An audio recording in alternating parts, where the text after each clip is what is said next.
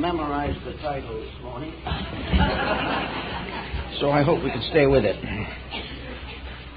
I suppose there is no one who, at some time or other, has not gone to a friend, a neighbor, or a relative for advice. And civilization has followed this general pattern since the beginning. We have always turned to our fellow creature in time of trouble if we feel that that person is capable of being of practical assistance. And many are.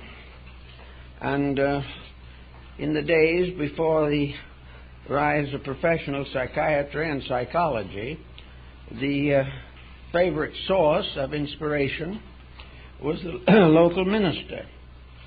And if he wasn't quite able to handle some practical problem, there was nearly always someone in the community who had a reputation for solving things.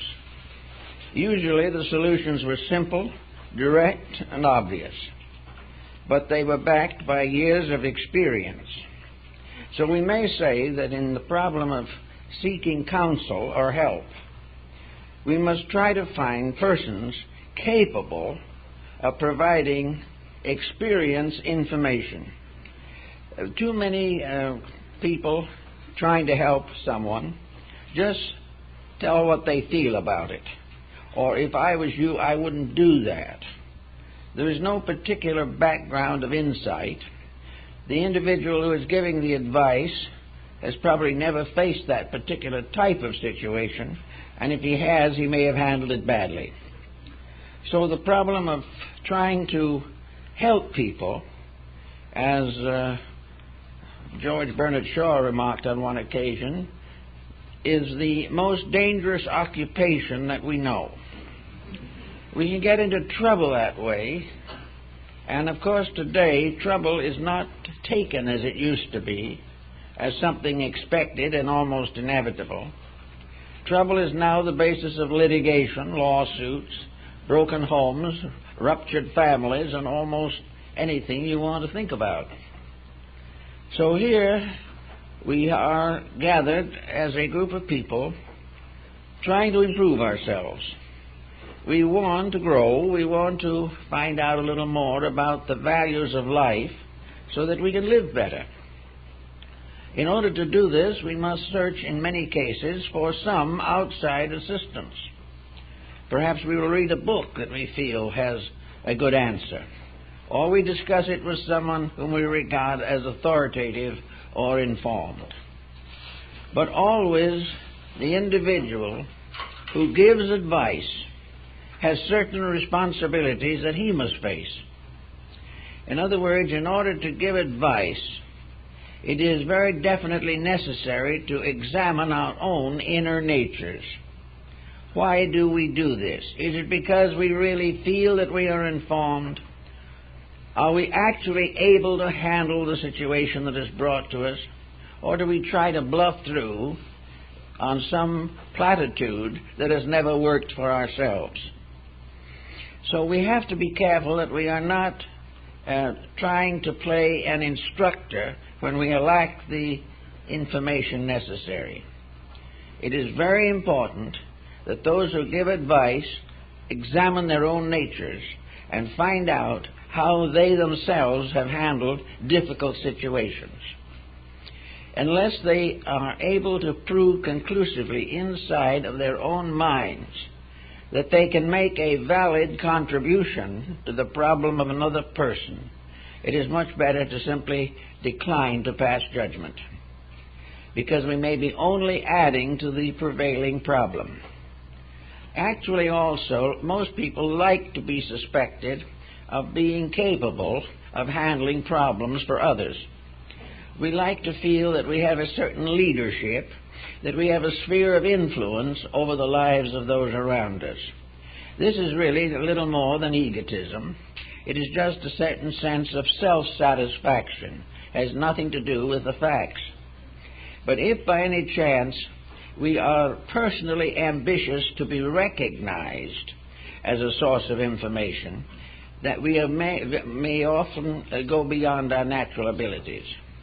We will answer questions that would never meet the requirements of our own experience. Things that never could have happened to us, we will try to pass judgment on or tell someone else how to take care of the situation.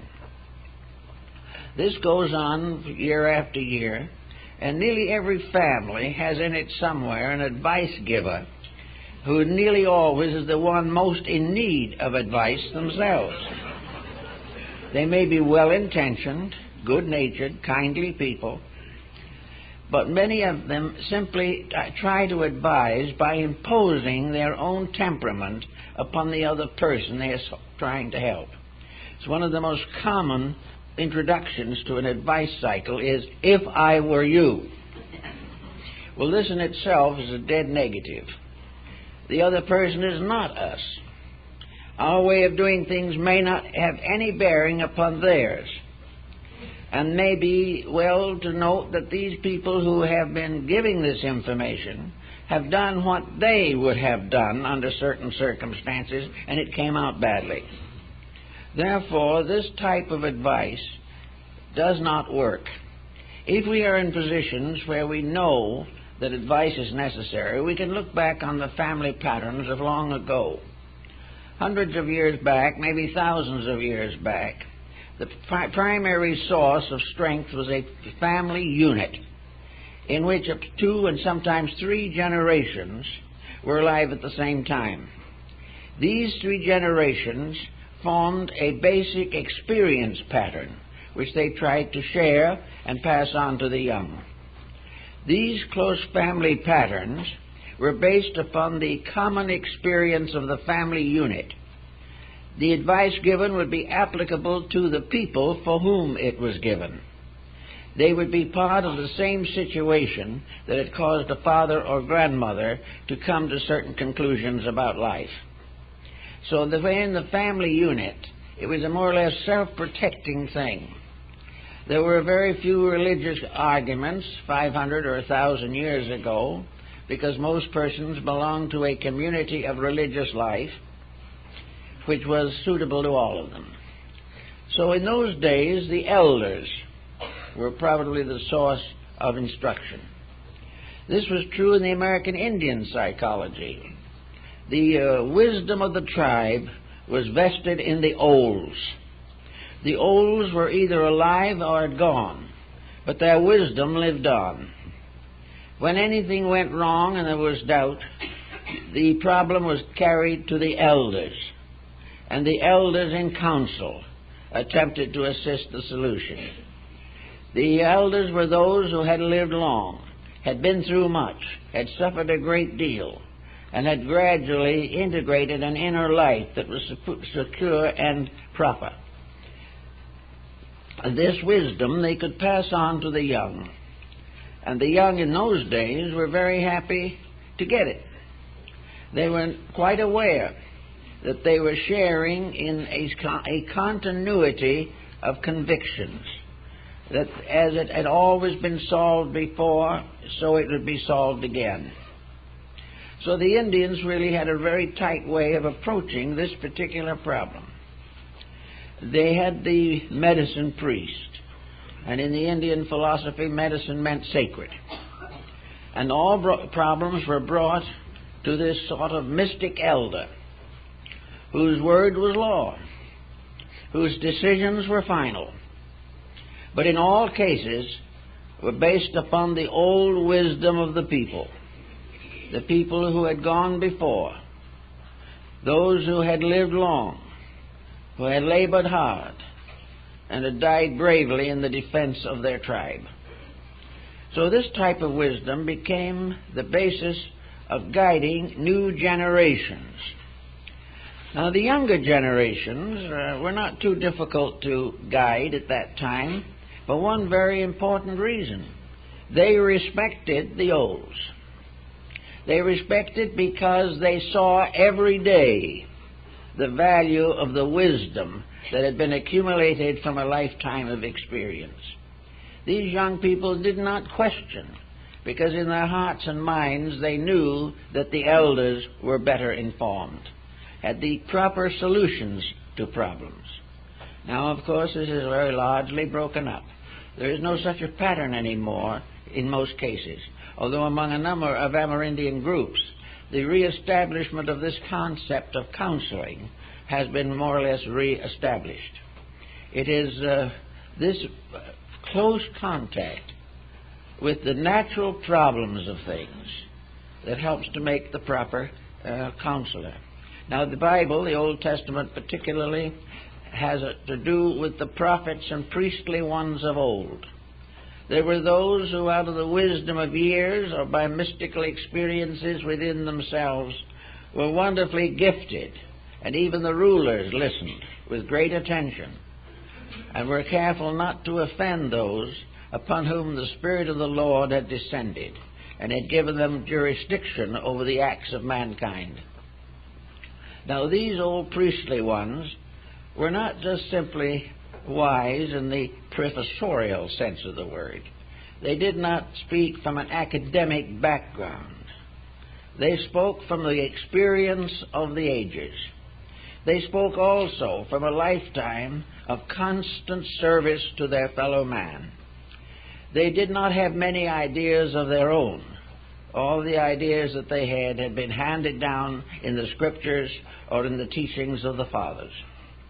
So there was, again, a kind of descent of infallibles, things that always had worked, things that always did solve, and which the new generation was willing to apply to their own problems. As the family ties broke and the situation scattered, a great deal of this wisdom has been no longer available to the average person. So today, if we have a problem on our hands and we want help, we cannot simply ask somebody. We cannot take it over the fence with the neighbor. We cannot go down the street and to a friend who plays bridge with us on Tuesday evenings. These are not the ways in which we can hope to find solutions. Of course, the first problem, when faced with difficulty, is to look inside yourself. If you can be completely honest with yourself, you are the best counselor you will ever have. But many people are not capable of that degree of impersonality. They are bound to sit on one end of the scales when they weigh a problem. Instead of following the fact of the problem, they follow the implications that they wish to recognize. But if a problem arises, every individual should really say to himself, have I done everything possible to solve this problem? To what degree am I at fault in a critical situation that is developing? It is much better to do this yourself than to pay $1,000 for an analyst to do it for you. And he may come up exactly with the same answer. But the question first of all is, can we solve it ourselves? Can we solve it perhaps with a little encouragement? Someone that we know and believe in can say, I think you can solve it yourself.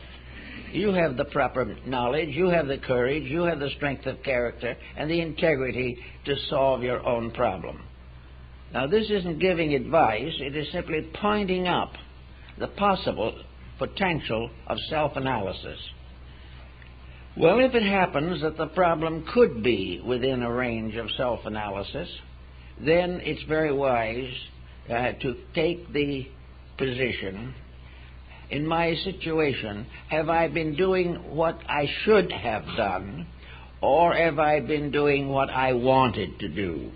And if these two are not the same thing, they can explain a great many difficulties. It is always in our way of thinking that we want to be happy, we want to be comfortable, we want to have every privilege possible to us.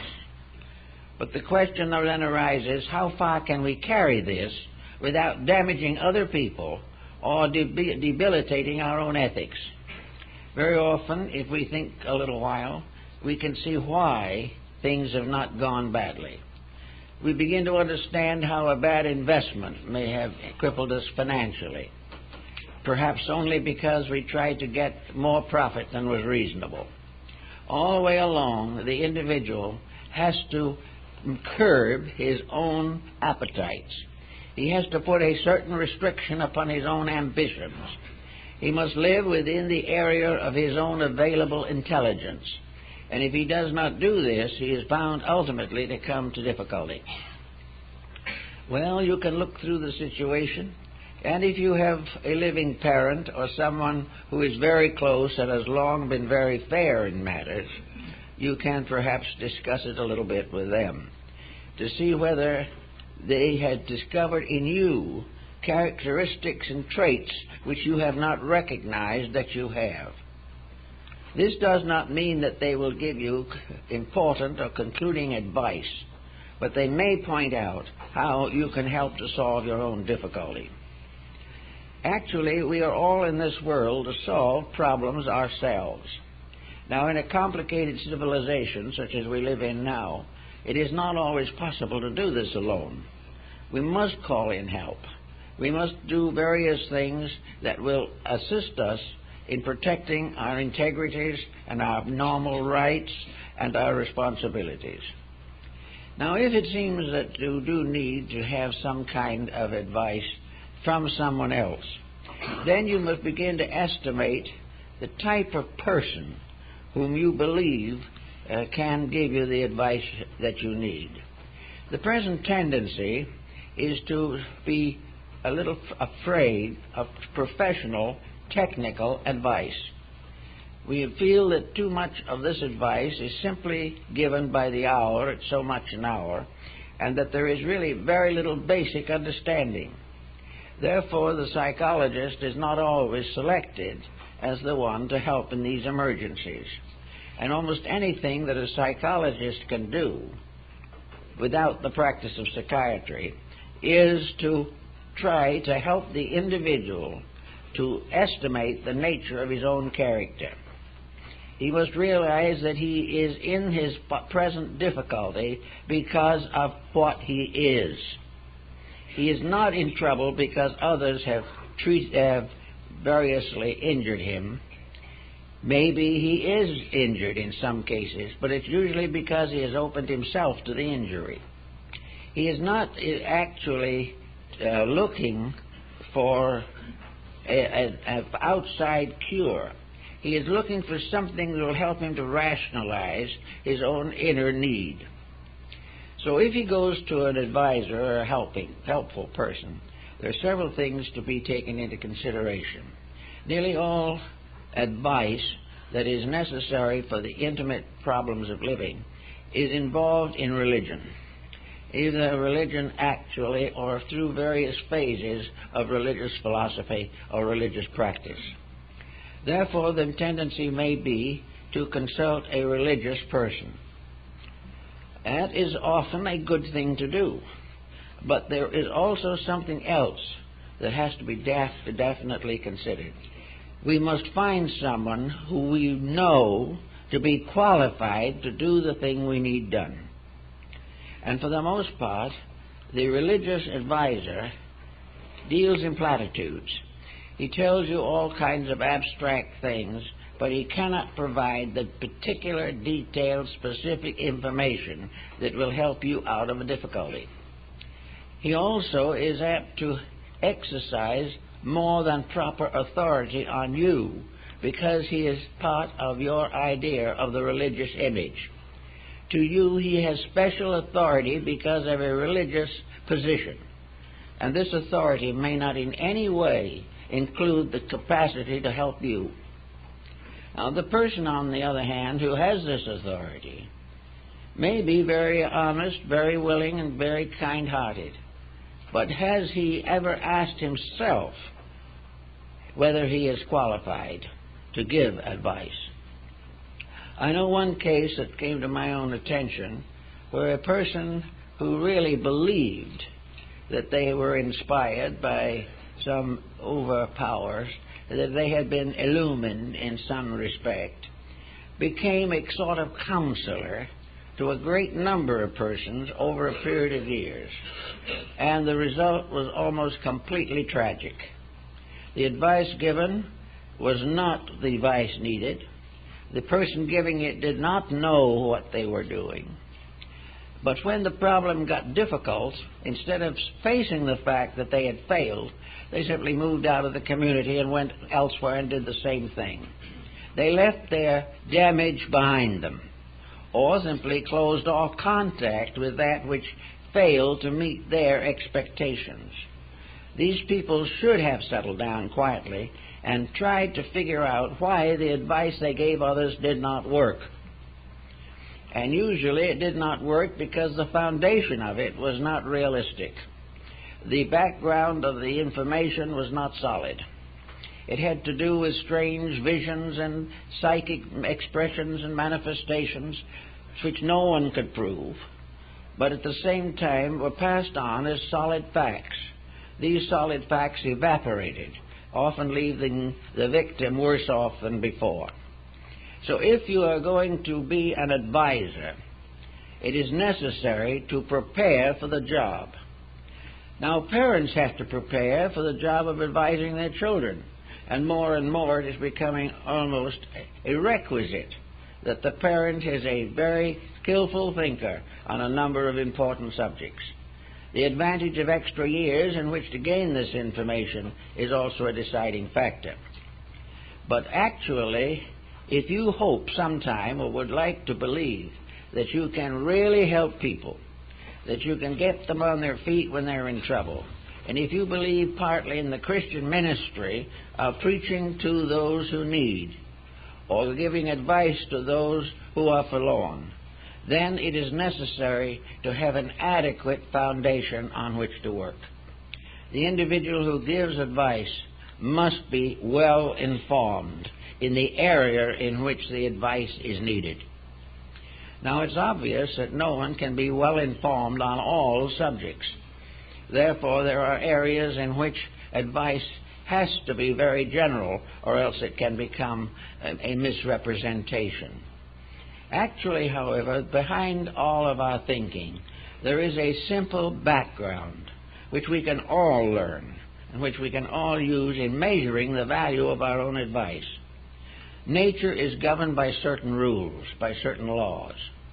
The universal purpose to philosophy, religion, and even science is fairly well recognized. What the individual must do to survive is to obey the rules governing survival. The individual who wants to be happy must obey the rules that bring happiness. The same of health, the same of knowledge. Even in sports, unless the person is willing to take the necessary training, he will not excel. So in every basic problem of life, there is a generality in which advice can be passed on almost without particular intelligence.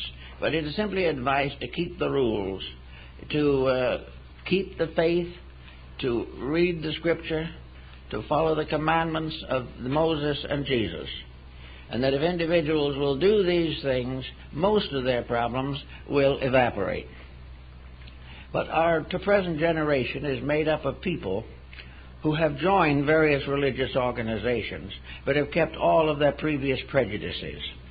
They are not really actually practicing what they preach or what has been preached to them. They have been newborn in some faith, but they do not forgive their enemy quickly. They do not do those things which would protect them against most of the troubles of life.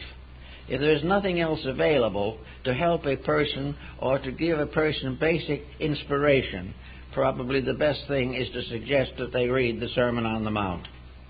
Because it is simple, it is solid, and it is something that has stood the test of ages, and it is also a high level of integrities from which we have constantly fallen. But these integrities will not fall to help us to survive. We must go back to them. All solution must be according to integrities. Nothing else will actually do any good. If a person has a problem, he must try first to find the source of it in himself. And if he does that, he probably will not have to go much further, because he will find that what is necessary is a new attitude, a new adjustment, a new relationship with the situations that annoy him. So we have this problem now that brings it to a sort of philosophical ground. There is a school of thought that takes it for granted that if we dominate the thinking of another person, we must accept and assume ourselves the consequences of our own advice. Now, this is a very unpleasant concept, and in fact, it's one that no one really wants to follow. We do not want to give advice and learn later that the individual took it and his problems were worse than they'd ever been before. If we do hear this, of course, we have always the traditional evasion that either they did not do what we told them to, or else it was all their own fault, not ours. But where we pass on an influence strong enough to condition another person, where through psychology of dominance, or through some traditional background, or through religious superiority, our influence becomes so definite that it is difficult to resist, and this influence goes bad, we are certainly in some way involved, because I know a number of persons who have ruined other people's lives by their hasty advice, their dogmatic attitudes, their unwillingness to practice the basic principles of Christian charity. So this problem brings into philosophical focus the matter of the responsibility that we have when we over-influence other people. And by over-influenced, we don't necessarily mean a good heart-to-heart talk or something of that kind, but where we put behind that some strange psychic pressure, some mysterious factor, where the person giving advice insists that the advice is not originating with him, but was given to him directly by the divine hierarchies. This makes it very difficult for the other person to resist what is in fact a delusion.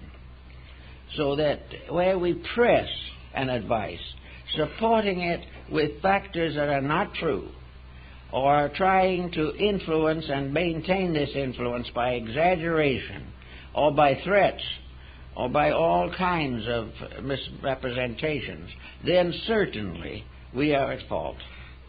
We are definitely breaking the rules of good living. We are breaking the rules whether we know it or not. Now, many people who suffer do not know that they have broken the rules, but they are still suffering, and sometime they must face the fact that breaking the rules is the cause of suffering. So if a person trying to help another goes beyond the normal state of his common knowledge and attempts to press, force, or over-influence, he is going to take on consequences which may be difficult. A good example of this happened a number of years ago, and a person who came to me when a young woman, when she was in her early 20s, had a romantic affair. The family disapproved, of course, and the mother particularly disapproved because she had already planned that in her older age the daughter was going to live with her and take care of her. With this in the back of her mind, she fought to destroy the possibility of a marriage. As a result of threats and petitions and hysteria and tears and appeals to family loyalty and divine relationship and honoring the parents and all this, the girl gave up the romance. They lived together, the daughter and the mother, for years. The mother finally died, leaving a 65-year-old daughter who had never been out of her mother's sight. Both lives wrecked. The older woman gone, the younger woman now beyond the age of building a home or having a normal relationship with life. Now, the mother was moved primarily not by the fact that the marriage might have been wrong. She was moved by the fact she wanted to hold the girl to herself. She wanted to be able to dominate this person so that this person would take care of her in her older years. Now, there's a good case for karma. It's almost certain that the older person will sometime have to face this, because it was wrong, it was selfish, it was self-centered, and it was prejudiced. Now, with these factors behind any bit of advice, we may begin to think in terms of karmic difficulties. We begin to realize that where ulterior motive influences the advice, we are already making a serious mistake. The only way in which we can help is when our own affection, our love, our friendship is pure and uncontaminated.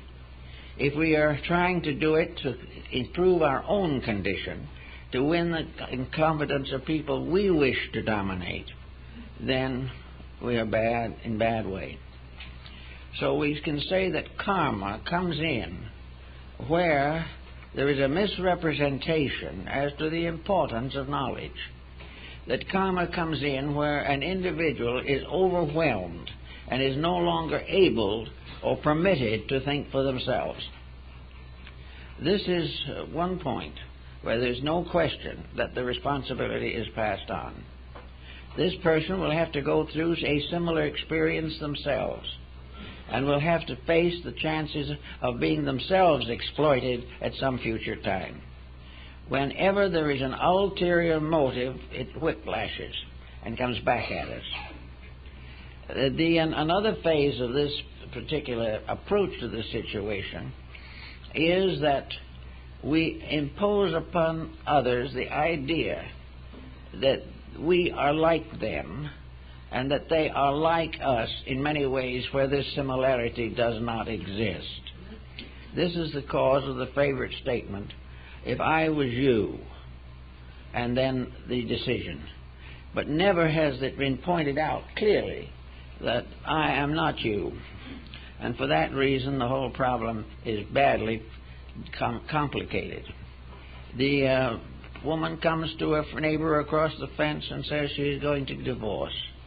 And the neighbor says, "Of course you are. You are certainly going to divorce. He's a perfect brute. How did you live with him this long?"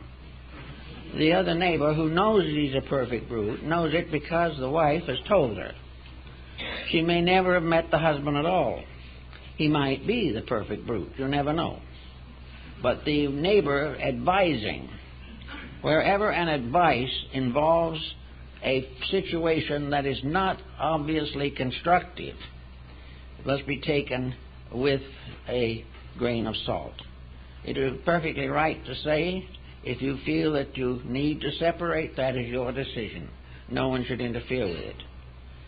If you want our opinion, we can't give it because we don't know. But somewhere in the great teachings of mankind there is an answer to your particular problem. And when you get to that answer, you will find that it is constructive, idealistic, and inclined to help the person to grow. Comparative religion helps in this a great deal because many different religions emphasize different aspects of human relationship. And these different aspects can be applied to the problem of the moment. And sometimes we can't find in the scripture just the answer we're looking for, but we can find it in one of the other sacred books of the world, set in a setting that is just as responsible, just as realistic, and just as honorable. So always we have to understand motives. It is motive in almost every case that determines the consequences of an action. It is the motive that causes us to seek help that becomes a very definite factor in what that help is going to mean and how we're going to use it. It is the motive to be a teacher or a helper or to gain a local reputation for omniscience that makes the individual say things that he shouldn't say. He also may be influenced by a financial situation in which his financial success depends upon agreeing with aggrieved persons who are willing to pay an exorbitant fee. So all these things have to be kind of sorted out.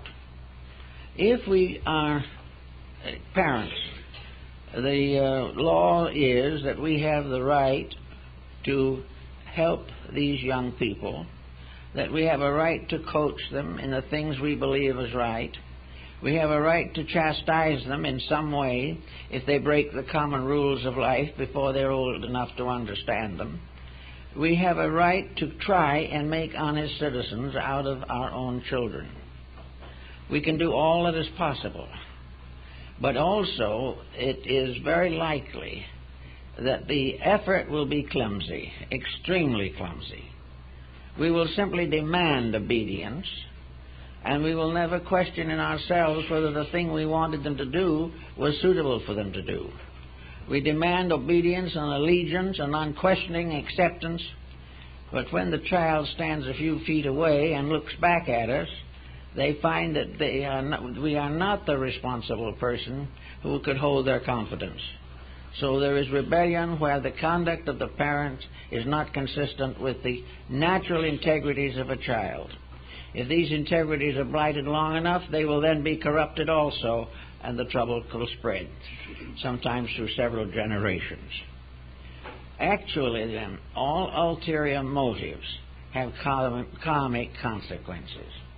The only thing that has no negative consequence is that which is done with fullness of spirit, kindness of heart, and with all the wisdom, insight, patience, and temperance that we can possibly focus upon the situation.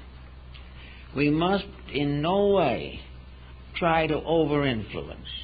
We mustn't fall back upon hypocrisies to strengthen our position.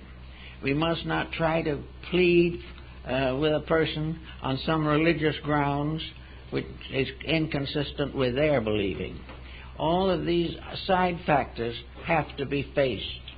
Now, advice is something that's not really a mental thing at all after it's all said and done. Advice is an exchange of inner understanding. It is a communication on the level of the human soul. The advice that is given without love, without charity, without honor, is not advice at all. It is rather that we must recognize that as the deity, in one way or another, implants upon the face of nature all the truths that we need to know. And man, over the course of ages, has gradually interpreted many of these truths into works, sacred books, art, music, literature, philosophy, and science. Therefore, the great book of solutions unfolds around us all the time. We have to always try to move only from the deepest side of our own nature. This doesn't mean that we can't think, but it means that the real basis of our understanding is a subtle sympathy by which we find ourselves close to suffering and anxious to serve its solution. Any other motive will get us finally into trouble. Always we must realize that our own experience may not be the necessary thing for another person. We have to try, therefore, to gain as much understanding and insight of experience as possible. My reactions to these things have been largely on the level of comparative religion.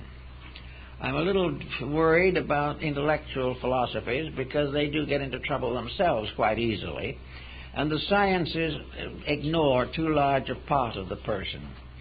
But in a mysterious way, comparative religion will show us the good in many faiths and help us to find the answer to the problem that we ourselves face. There's a story in Buddhism about the general of the armies who went to Buddha, and he said, "Master, you teach peace. I am the sworn ruler of the armies of my king. I have sworn that I will defend the state. I will defend the liberties of the people. I will defend the ruler, if necessary, with my life. Now you tell me I should be a man of peace." And Buddha said, "Well, not necessarily. The dedications that you have made voluntarily. And you believe they are right. And you believe they are necessary to protect the state. And you believe, if necessary, that you will fight for the state to try to help it. That's all part of your way of life, with one thing you must remember. If that is the way you want to live, you must be prepared to die that way yourself.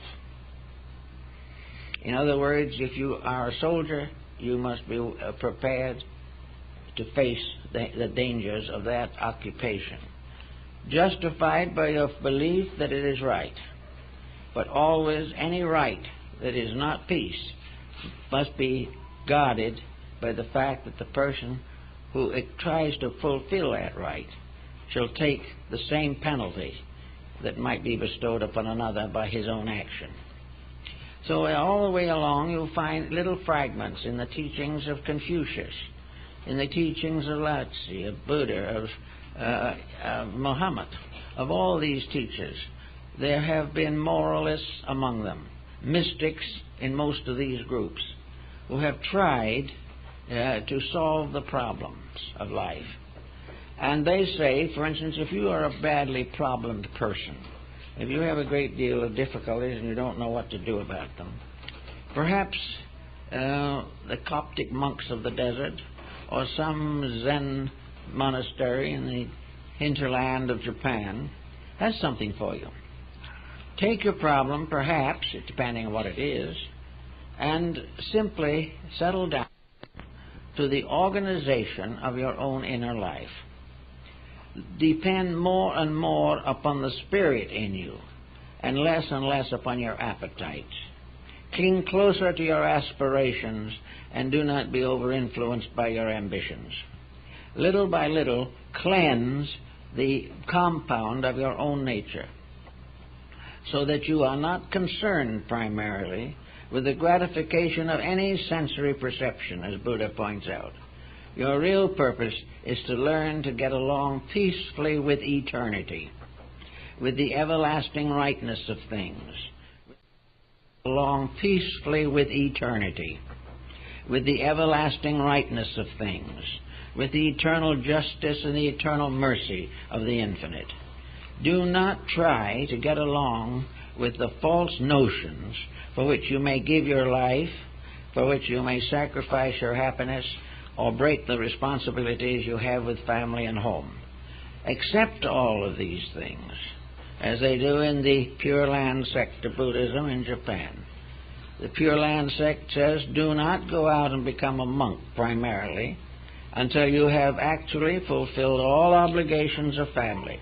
When your children are grown, when your children are well established, when your family is happy, and when your marriage partner has the same convictions and dedications, then settle down quietly to the unfoldment of your own inner life.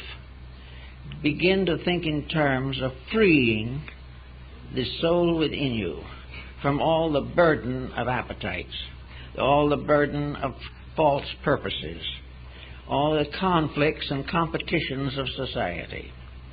Just realize, if you can, and we all gain little by little the power to do this, that the great reality is the discovery of the eternal peace within ourselves, and that peace is the form of deity that is most obvious in the complex structure of mortal bodies. So then this type of thing comes along, you no longer try to be impressive. You no longer try to help people unless they need your help. I have told you before about this monk who I think is a perfect example of a type of relationship. He had been a wealthy man and been a businessman, and the sorrows of life and the disappointments of life fell upon him. And he finally decided that his miseries were largely due to the fact that he was so definitely always trying to prevent himself from hurting, that everything had to be sacrificed to him having his way about things, and that when he didn't have his way, the persons who stood between were enemies, they were vicious people, they were misunderstanding people, and he was just tied up into this pattern for most of his earlier life. So he simply put on the yellow robe and became a mendicant. And he made a very simple career out of being a mendicant. He went along the country road and he saw a house with a leaky roof. So he mended the roof, blessed the people, and went on and charged nothing for doing it. In another house there was a group of people, someone was very sick, and the children were underprivileged and in trouble, and the house was run down, and many people were afraid to enter because of the ailment. So he just went in, washed the children, gave them baths, cooked the food, helped to nurse the sick person till they recovered, and then disappeared. He spent nearly 40 years doing this, from one place to another. His only desire was to serve. He never tried to teach them anything. He didn't have to, because he brought thousands of them to religion by the living of it. And there have been persons in all religions that have made these kind of contributions. And they are the ones whose advice is probably the most vital of all, because it is obvious that it is a solution to the greatest need of the human heart, the need to serve. So we watch these things every day, and we read in the papers, and we read the books about all the new things that are happening, and the wonderful discoveries that are being made, and many of them are very good. But when we come to these problems and start reading the books, it might be very well for a person who is reading because he's in trouble to pause for a moment before he studies the cure recommended and finds out what the cure is inside of himself. If he is an alcoholic, he does not need to read books on the subject. He has only one problem. He's got to get over the ailment or it will destroy him. There are many ways he can fight it, and he can win. But regardless of anything, it is an action of his own. 1,000 people can tell him to quit, but if he doesn't want to, he won't. Many people who are suffering, I know several persons today who are suffering from career problems. They are not willing to live within their own capacities. They have finally gotten up to be managers of a big business or one of the vice presidents or something of that nature, and they are going to be miserable until they get the top spot. Well, in many instances, they are not suited to the top spot. And in struggling desperately to transcend themselves, they make enemies. They try to downgrade other possible candidates because they want that spot. And then in the middle of it all, they have a thrombosis or something of this nature. The system breaks down completely under the pressure of this terrific ambition. Now, you can tell those people to stop and slow down, take it easy. I know cases where families have pleaded with these persons to take it easy, but the ambition drive is just too strong. That ambition will end in trouble. It has to. But when it comes to advising these people, you can say to them, yes, you're doing too much. You're not living the way you should. We can also suggest maybe a way in which they might be able to ease up a little on these problems. Diversify. Many of these people have never had a hobby. They've never done any vocational thinking. Get them started on some kind of rest. Put a golf club in their hands and tell them to go out and get into the air, to do something else to help themselves along. Sometimes they will do it. Most often they won't do it. But we have no right to go in there and say to this individual, it is divinely appointed that you play golf. And we have it from the archangels that if you don't, you'll get into trouble. Man will probably then go back, and if he doesn't do the things he shouldn't do, he'll be tempted to. So these things won't work. We cannot help people beyond the words of a few syllables.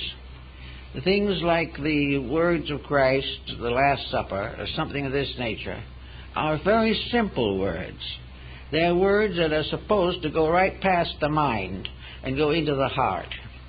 They are supposed to represent an inner dedication to values, a deeper spiritual insight.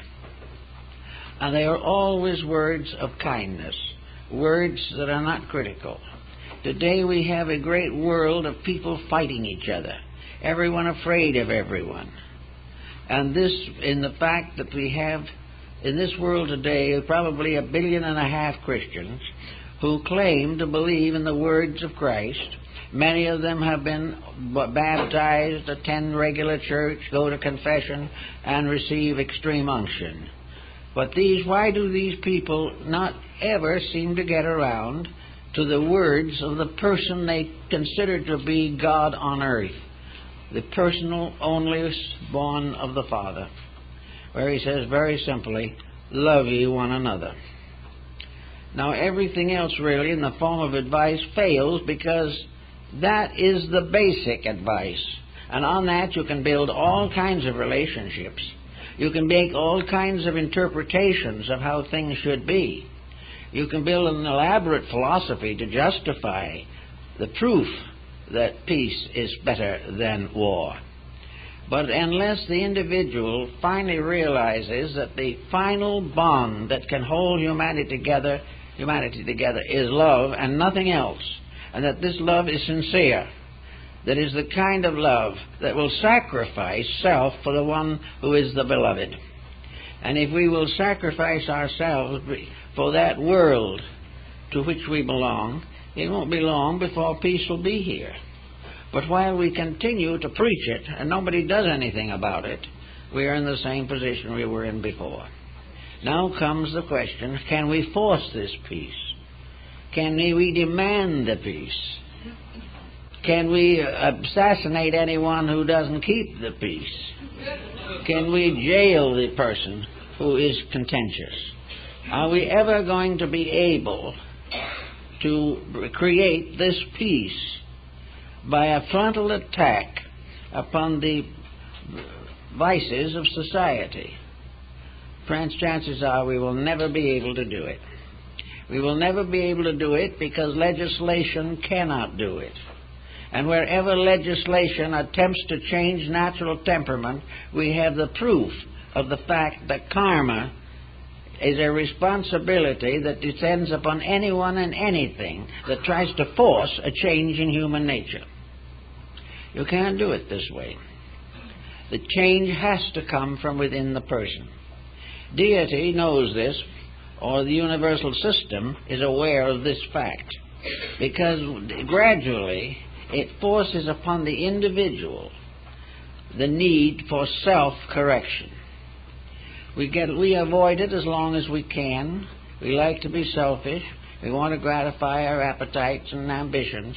But gradually, one by one, we come to this desperate fact that all of this competition has no significance in terms of space or eternity.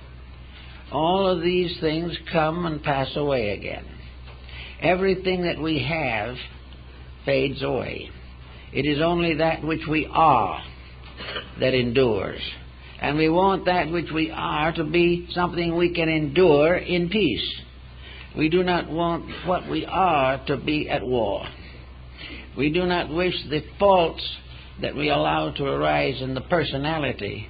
We do not want them to infect the soul behind the personality and gradually corrupt all the peace and happiness that we can possibly hope for. So, we have to say to a person, first of all, make peace with the realities of life. Do it in your own way. But come out with something that you've done that you're proud of for the good of others. Remember the wisdom of St. Francis de Assisi. Remember the kindness and thoughtfulness of the great mystics of the past. And try to gain the answer to your grief by rising triumphantly above the causes in your own nature which brought about that grief. Griefs are things that we all suffer from, but we recover from them if we have proper attitudes. Someone will say, I've been asked a number of times, why don't more people have better attitudes? Well, one reason is that in our society, good attitudes are not taught. We are not taught from childhood that which will bring peace to ourselves and others. We are taught to take advantage of the weakness of each other. We are taught that we are still living in a jungle, and that in this jungle each individual must scratch his own way. But actually, there cannot be any peace in society until that peace is experienced within the heart of persons. Now, it doesn't have to be in everyone's heart at one time, but it has to be something that spreads, grows, unfolds, and enriches. And if it starts to grow, it can spread just as war has spread. It can become a spread of a great peacefulness, and gradually nearly everyone who has ever suffered will be glad to stop suffering. But it has to start within ourselves. So when someone comes to you and wants to know what to do about buying that new house or something of this nature, the answer is to take it inside of self. Don't ask another person for the answer. Examine the facts and you'll find the answer. But if your ambitions, your selfishness, or your cupidity is stronger than your judgment, you will not find the answer and will suffer the karmic consequences. All karma, basically, is the result of the wrong applications of energy in the processes of existence. And whether it is our own energy that is wrong, or whether we've coached somebody else to use their own energy badly to try to affect us in some special manner, the fact remains that the only answer is that doing it right creates no karma. Now you say, well, maybe it should create good karma. Well, in a sense, I don't know whether you need to say it that way. We all say it. I've said it many times. But if we do nothing to cause bad karma, the result is good karma. It is peace. We have done nothing to disturb the values of life. The values of life suddenly reveal themselves in all their natural beauty, in their wisdom and insight. If we are not breaking the rules, we do not know there are any rules. If we are keeping the patterns of life correctly, life is a beautiful, natural experience. And we can face it with the strength of internal character. Certainly we will have our ups and downs, or we must have those, because we are part of a mixed society. But we will always have the internal resources to come out triumphantly, happily, and peacefully from the situations that present themselves. So we'll say that somebody now, in this pressure of things, says they feel that they know exactly what somebody else ought to do. This individual doesn't want to do it, therefore he is stubborn, he is ignorant, he is unpleasant, because he does not want to do just what we want him to. So we may find ways of trying to convert him, more or less forcibly.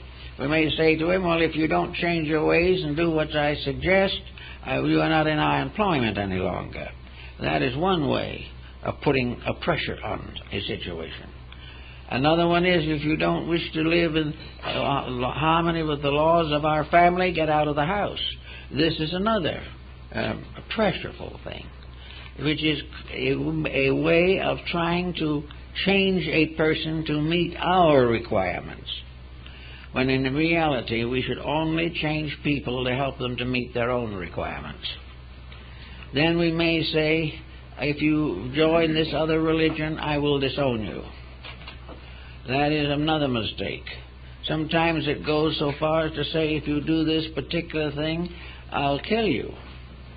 It is this tremendous pressure, determination to change other people, but never giving these other people an example of the benefit of a better attitude toward life. The revenge goes on. It is never solved, never settled. The antagonisms build and build, and then we wonder why the world is in the trouble it's in most of the time. But wherever we try to force, it may not be so strenuously, but now there are many different doctrines floating around, which in a sense are perfectly all right. There's no reason why a person shouldn't follow the religion that is closest to his own heart.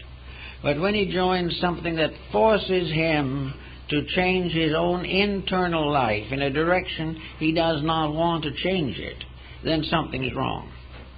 If this belief cause forces him to do things that he is not ready to do yet, and he tries to do them, he will be in trouble, and the group will be the victim of its own bad karma. If this other group wants him to perform actions that are unethical. For instance, desert a family or neglect people, or to turn their financial resources at the expense of family into some organization. These things are leverages in which a person is over-influenced, forced to do something, either by intimations or by actual threats that are not what he wants to do. Then he is in trouble.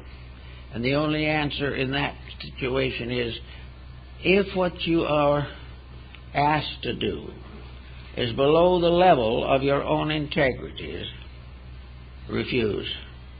And if the refusal makes you an enemy to the group, retire. Do not allow any belief, no matter how religious it may be worded, to cause you to break in any way the commandments in the Sermon on the Mount. Never compromise principles because human beings demand it. That organizations are built up which are contrary to ethics, that is their business. But we cannot afford for one moment to be over-influenced by them. So that is where your bad karma comes in. Now, if you have become associated with a group and it wants you to do something that you shouldn't do and expects you to propaganda that group and influence other people to do what you do not believe, and you try to do it, then you are making karma. You are breaking the integrities of life. Now, karma is not just a penalty. Buddhism, Hinduism, most of the religions of the world that accept karma as a reality do not regard it as basically a punishment. It is a challenge. Karma is not something desperately bad that's falling on your head. Karma is a gentle reminder that you have done it wrong, and that therefore it is time to rearrange your values. Karma is not something that curses you to the end of time. Karma is something that invites you by an object lesson to improve your own conduct. If you accept karma as a challenge of integrities and rise above it as such, you will find that there is always a silver lining and there is always a compensation for the improvement of conduct. So never think that karma is like damnation or something of that nature. It is not even purgatorial. It is simply nature telling you that you have broken the rules. And that's because you have broken the rules on one level, you are physically ill. You are not physically ill because you were predestined and foreordained to be sick. You are ill because you have broken some kind of a rule of health. You are worried. Well, your worries are probably quite justified in some things. But if you worry and get headaches, it maybe become ill, then your worry is obviously causing a karmic reaction, because nature says you will not get far by worrying. Worrying is a destructive emotion, and destructive emotions never result in good. When the problem comes along, consider it, meditate upon it, study it, but never fear it. Try to do the thing that will take care of it simply. If it cannot be taken care of, learn to patiently live with it until it clears. But do not worry. Worry is a negative emotion. It will give headaches, it will give sickness, it will disturb your personal life, it will disturb your career and everything else. The same is true of mostly every negative attitude. You come through life and you come in here and there's a drive in you of ambition. There is a demand for success that seems to be built into you. Well, that is in all probabilities part of the message that comes through from a previous life to remind you that you were trying to be more than you should be then and haven't gotten over it. When this type of thing comes along, relax, do the thing that you can do well, but do not strive beyond a reasonable point or you'll get nothing out of it but sickness. If in the course of all of these experiences you begin to flirt with justice and do things that are illegal, immoral, or unreasonable, then more karma comes into play. But if you correct these things, the karma ceases. And if you didn't do them in the first place, there wasn't any karma. And the individual who lives a simple, direct life is going to be the saint of tomorrow. In this world we're living in now, we're coming to the end of the 20th century. And we're coming into it in an awful mess. Now, this mess is not quite as bad as it looks, we'll admit that. But it is something that is a great cause of worry and a great cause of anxiety, and we're beginning to see that selfishness is building up a debt that can never be paid, that ambition is ruining nation after nation, and that personal selfishness is destroying populations. All of these things are very depressing, and rightly so. But they all arise from the same simple fact, namely that we won't keep the rules. And because we will not keep the rules and do not want to hear about the rules, because they interfere with our personal fulfillment, so-called, we are in this position, and we are coming gradually to the end of the century. There is only one answer to this problem, and that is to get back again to the basic integrities. There is no reason why these vast empires, monopolies, and aggregates should continue. There is no reason why baseball players should get $10 million a year. There is no reason for this tremendous urge for wealth. And again, the words of Christ come into matters, that we should store up our wealth, our treasures in heaven and not in this world, because anything we store up here will be destroyed, corroded, or stolen. So we can just simply begin to think that by maybe the beginning of the next century, there will be a kind of fall. We fell once out of heaven, and we fell into a serious situation, if we can believe the biblical stories. But next time, perhaps, we'll fall on our feet. Perhaps the next time we will realize that there are certain simple integrities which are the best for all of us, and that when we have these integrities we can be happy, we can develop talents and abilities, we can unfold resources of consciousness, resources of art, music, literature, we can travel, we can do all kinds of things that are nice and pleasant, as soon as we stop this tremendous pressure for values that can never be fulfilled. So if we break the rules, it is not so much that we are being punished. It's simply that the blackbirds have come home to roost. We have done certain things, and we must take the results of these things. And until we correct them, they will continue to haunt us. There's no use going to somebody else to ask them how we can survive gloriously the consequences of our own mistakes. There are a lot of counselors that will take on the job, though, for reasonable consideration. They will tell us that we can do anything we want to do, and that all this idea of morality and ethics and so forth is something that is being used by the intellectuals to imprison the common man. That actually we can all be millionaires. Years ago there was a man said, if you really want to be a millionaire, all you have to do is keep your mind on your second vest button and make sure that your chest is pushed out against it all the time. This does it. As I remember, he died poor. But in any event, we will have all kinds of advice on how to control other people, how to make the great steps forward into luxury and extravagance.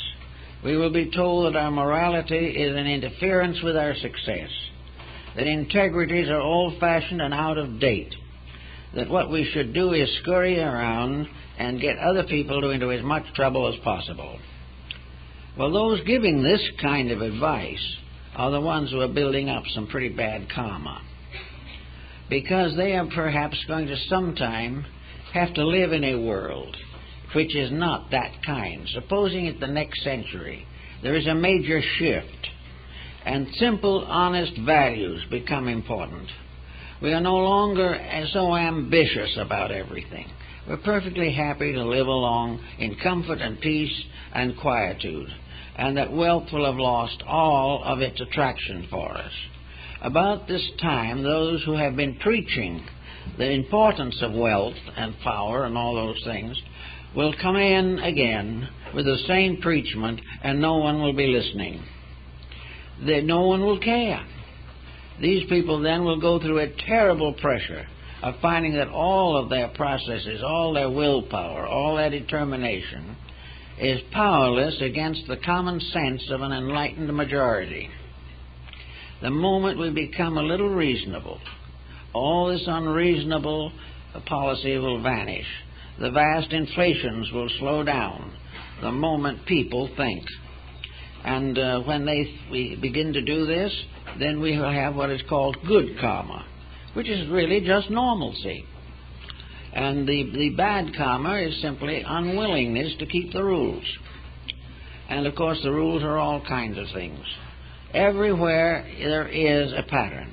And if we want to study, or we want to read, or we want to examine into things, it might be good to try to a little basic summary of the basics of the various sciences, arts, philosophies, and religions, that we find how it all started, and that these things are kind of basic things growing up with us, and that somewhere in them we will find the answers to the problems that we need to know. It's very important perhaps to a scientist to put another ship on the moon or something, but it is also terribly important to cut down the divorce rate. We are going to find that we'll never be happy until we do the simple things well. And when we do the simple things well, we may discover that a lot of the difficult things are not necessary anyway. We are becoming too complicated.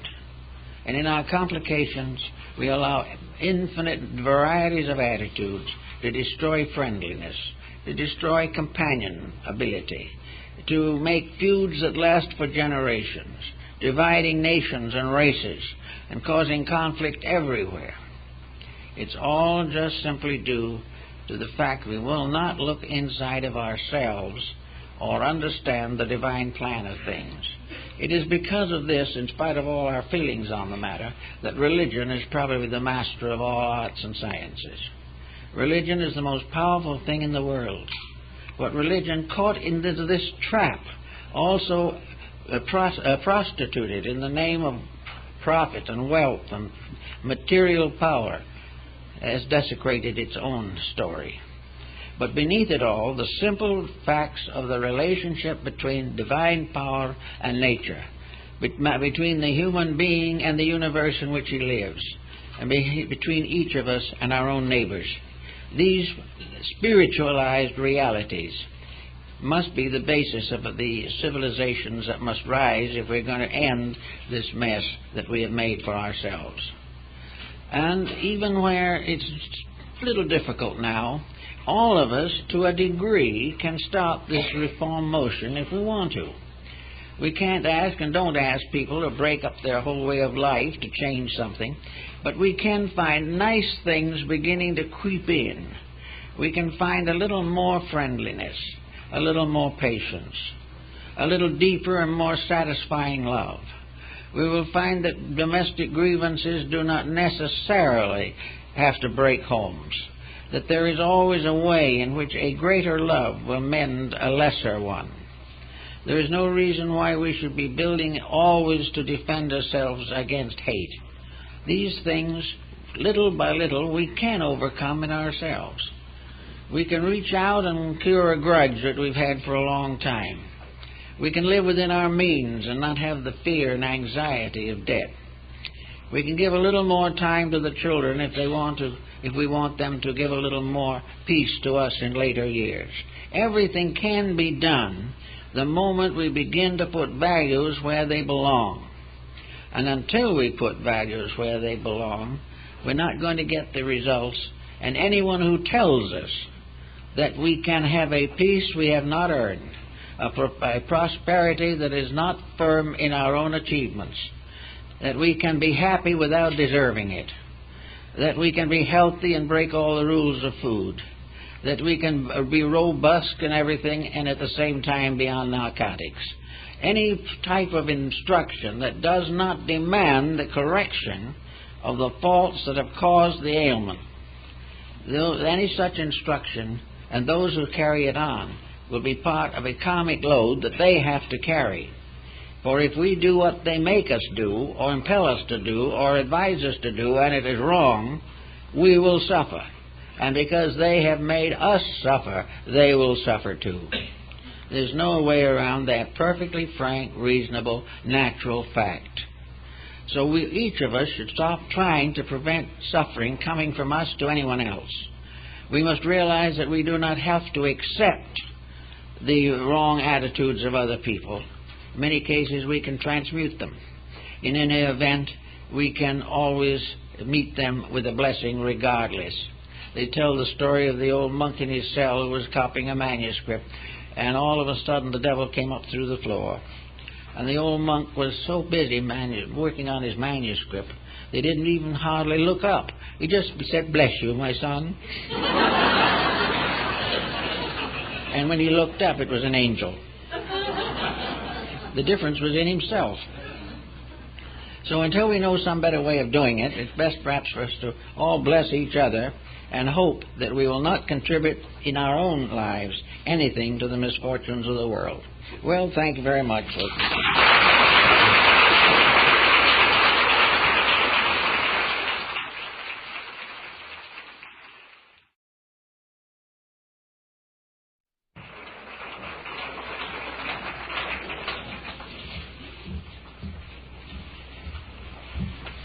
Well, I memorized the title this morning,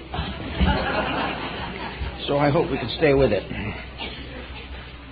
I suppose there is no one who, at some time or other, has not gone to a friend, a neighbor, or a relative for advice. And civilization has followed this general pattern since the beginning.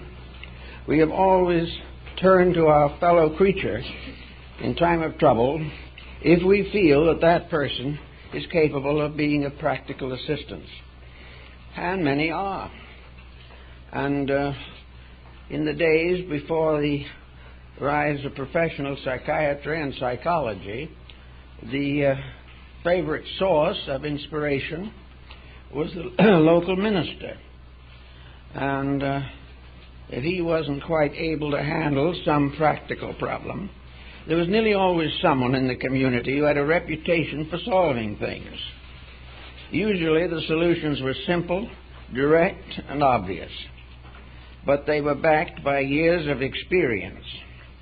So we may say that in the problem of seeking counsel or help, we must try to find persons capable of providing experience information.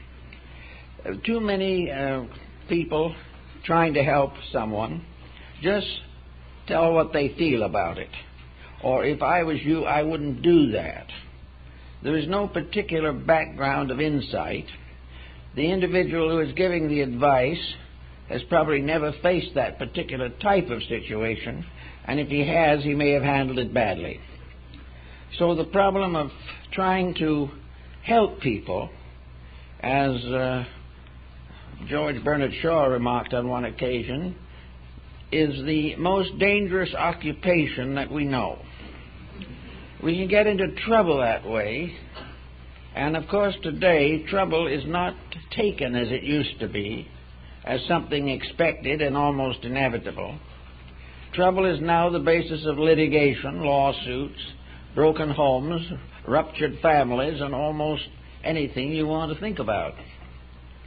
So here was vested in the olds. The olds were either alive or had gone, but their wisdom lived on. When anything went wrong and there was doubt, the problem was carried to the elders, and the elders in council attempted to assist the solution. The elders were those who had lived long, had been through much, had suffered a great deal, and had gradually integrated an inner life that was secure and proper.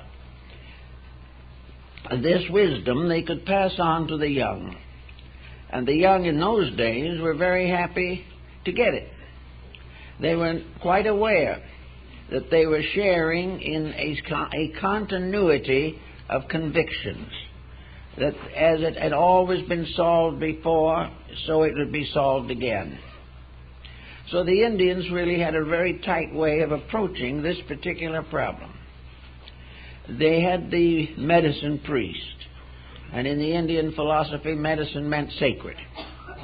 And all problems were brought to this sort of mystic elder, whose word was law, whose decisions were final, but in all cases were based upon the old wisdom of the people who had gone before, those who had lived long, who had labored hard, and had died bravely in the defense of their tribe.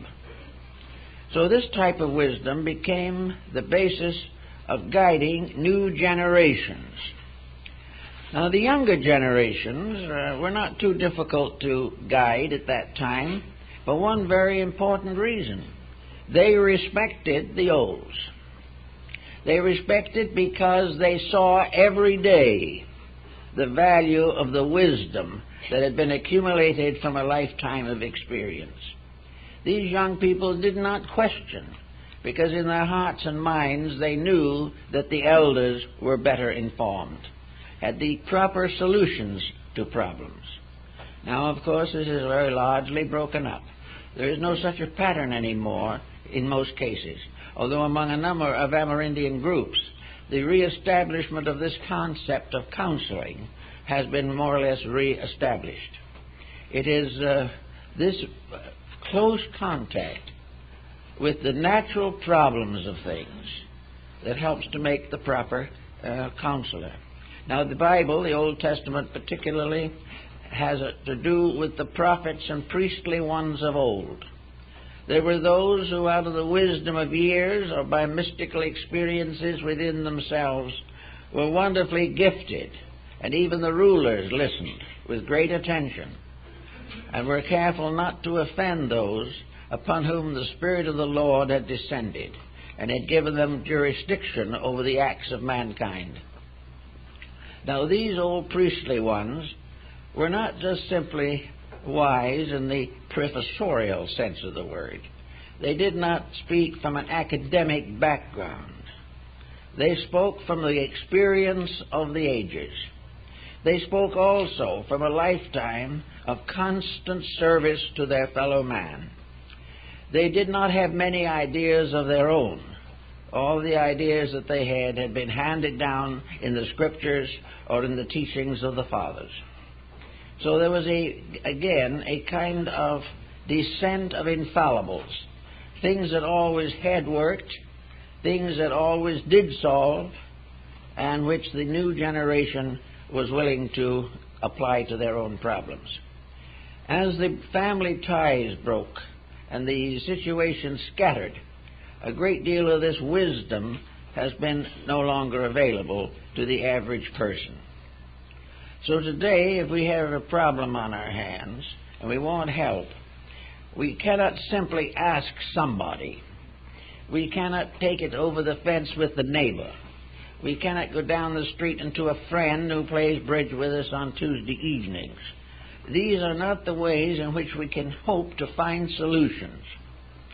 Of course, the first problem, when faced with difficulty, is to look inside yourself. If you can be completely honest with yourself, you are the best counselor you will ever have. But many people are not capable of that degree of impersonality. They are bound to sit on one end of the scales when they weigh a problem. Instead of following the fact of the problem, they follow the implications that they wish to recognize. But if a problem arises, every individual should really say to it, we are gathered as a group of people trying to improve ourselves. We want to grow. We want to find out a little more about the values of life so that we can live better. In order to do this, we must search in many cases for some outside assistance. Perhaps we will read a book that we feel has a good answer. or we discuss it with someone whom we regard as authoritative or informed. But always the individual who gives advice has certain responsibilities that he must face. In other words, in order to give advice, it is very definitely necessary to examine our own inner natures. Why do we do this? Is it because we really feel that we are informed? Are we actually able to handle the situation that is brought to us? Or do we try to bluff through on some platitude that has never worked for ourselves? So we have to be careful that we are not trying to play an instructor when we lack the information necessary. It is very important that those who give advice examine their own natures and find out how they themselves have handled difficult situations. Unless they are able to prove conclusively inside of their own minds that they can make a valid contribution to the problem of another person, it is much better to simply decline to pass judgment, because we may be only adding to the prevailing problem. Actually, also, most people like to be suspected of being capable of handling problems for others. We like to feel that we have a certain leadership, that we have a sphere of influence over the lives of those around us. This is really a little more than egotism. It is just a certain sense of self-satisfaction. It has nothing to do with the facts. But if by any chance we are personally ambitious to be recognized as a source of information, that we may often go beyond our natural abilities. We will answer questions that would never meet the requirements of our own experience. Things that never could have happened to us, we will try to pass judgment on or tell someone else how to take care of the situation. This goes on year after year, and nearly every family has in it somewhere an advice giver who nearly always is the one most in need of advice themselves. They may be well-intentioned, good-natured, kindly people, but many of them simply try to advise by imposing their own temperament upon the other person they are trying to help. It's one of the most common introductions to an advice cycle is, "If I were you." Well, this in itself is a dead negative. The other person is not us. Our way of doing things may not have any bearing upon theirs, and may be well to note that these people who have been giving this information have done what they would have done under certain circumstances, and it came out badly. Therefore, this type of advice does not work. If we are in positions where we know that advice is necessary, we can look back on the family patterns of long ago. Hundreds of years back, maybe thousands of years back, the primary source of strength was a family unit in which up to 2 and sometimes 3 generations were alive at the same time. These 3 generations formed a basic experience pattern which they tried to share and pass on to the young. These close family patterns were based upon the common experience of the family unit. The advice given would be applicable to the people for whom it was given. They would be part of the same situation that had caused a father or grandmother to come to certain conclusions about life. So the way in the family unit, it was a more or less self-protecting thing. There were very few religious arguments 500 or 1,000 years ago, because most persons belonged to a community of religious life which was suitable to all of them. So in those days, the elders were probably the source of instruction. This was true in the American Indian psychology. The wisdom of the tribe